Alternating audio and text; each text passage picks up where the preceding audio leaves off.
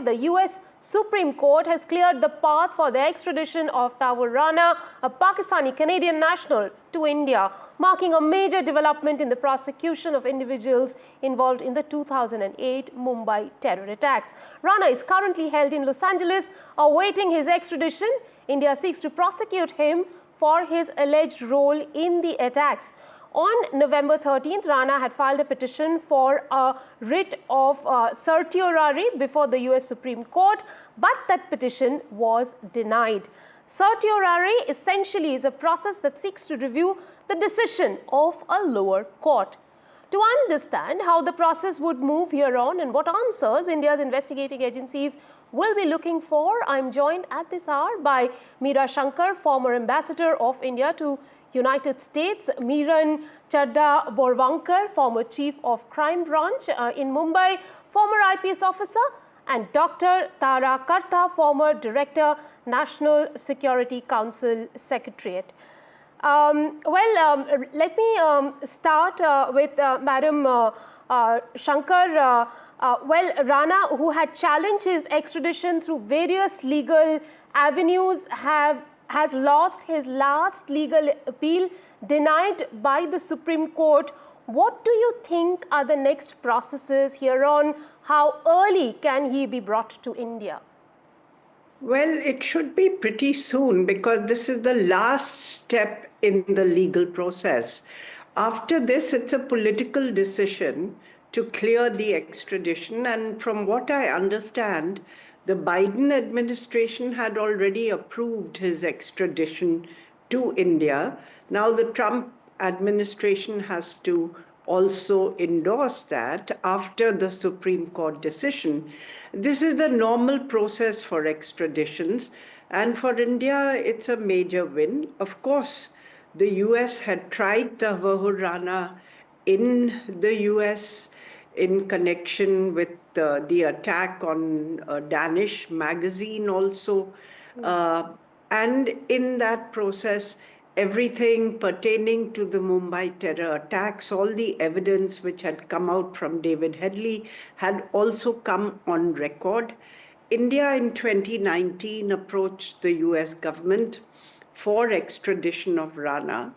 And I think this is something which will be a major step forward as far as India is concerned in bringing about accountability for all those involved in the horrific terrorist attacks in India.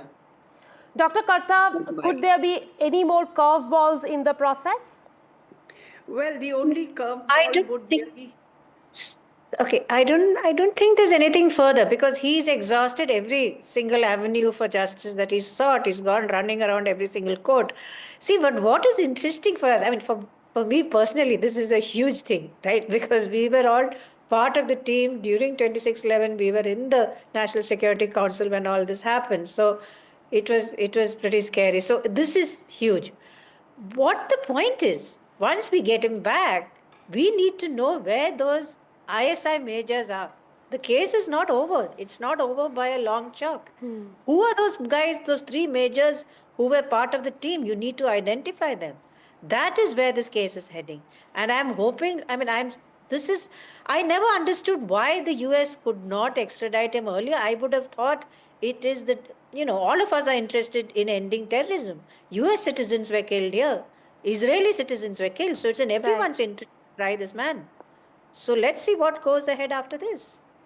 Madam Shankar, I'll actually seek clarification for you on that. Why did it take for US so long to extradite him or to complete the process of extradition?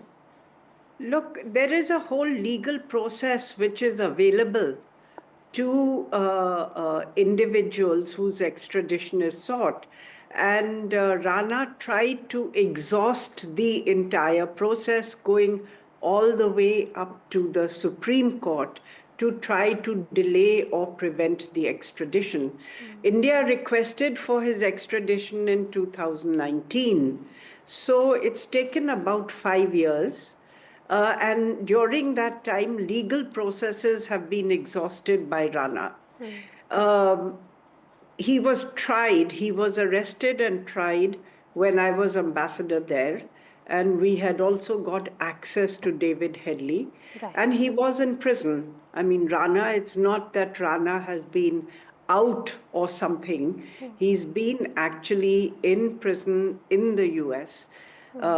India didn't put forward the legal case for extradition till 2019. And after that, as I said, legal processes have been exhausted. And now the two governments should really move to extradite him as quickly as possible. Madam Miran, I would like to know what kind of preparations do we see now in Delhi to lodge Rana in the jail? And before that, will officials go from here to get him from the US? What is the handover process going to look like?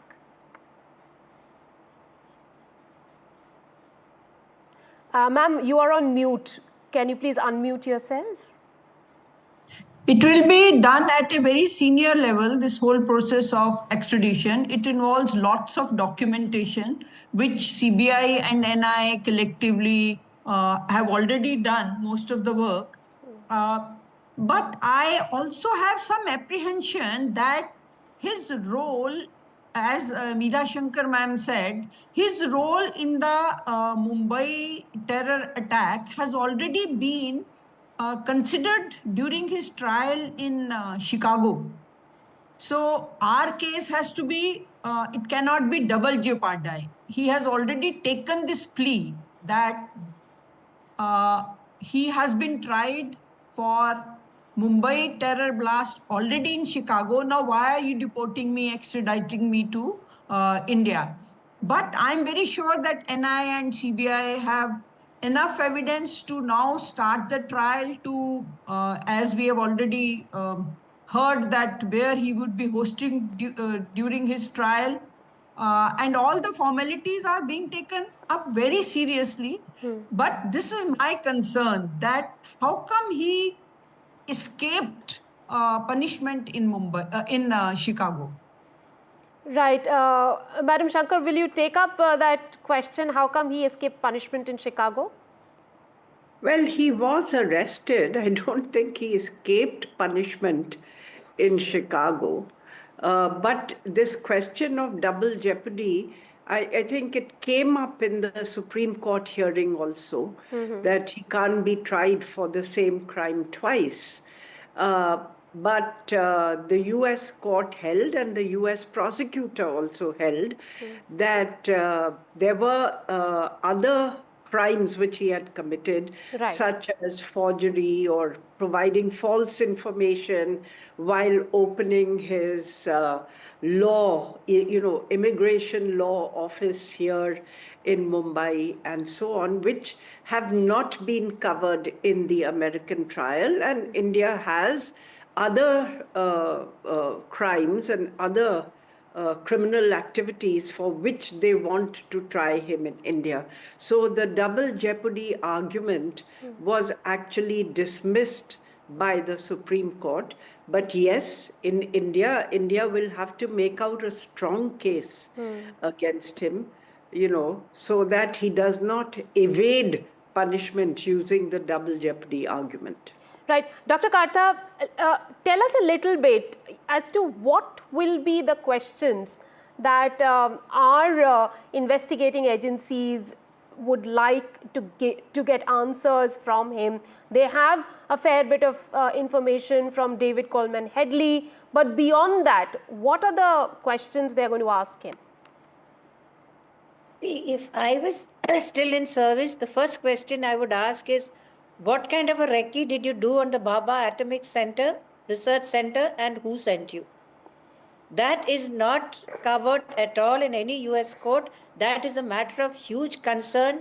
His Headley's presence has been established. The confession which you got from him established Rana's involvement in this, in providing him with money. So it's a very close partnership. Both of them, remember, went to the same school. They are buddies. They go back a long way. They went to Pakistan military school. So this is if there is an attack on Bark, that is huge. That would have been catastrophic. Right. So forget the double jeopardy. This is something I would focus on. Right. And Miran ma'am, we are also looking at fresh cases and charge sheets. Could you tell us, what kind of cases will be filed against him?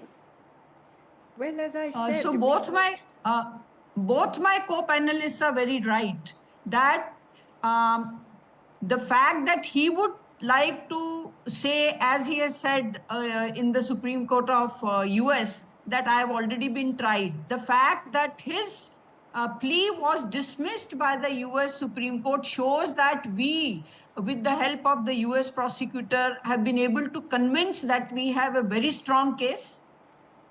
And we have some evidence which has not been considered by Chicago. So, in fact, I want to compliment our law enforcement agencies. They must have done, and they have definitely done, very good documentation, collection of evidence, and they would be able to put up a strong case which would not be based only on the confession of David Headley. See, the confession or the statement given by co-accused does not carry much weight in the court. So Right. the fact that we have been able to get him in India, and that we've been able to convince that we have strong evidence, strong case, is a compliment to our diplomats and to our law enforcement agencies.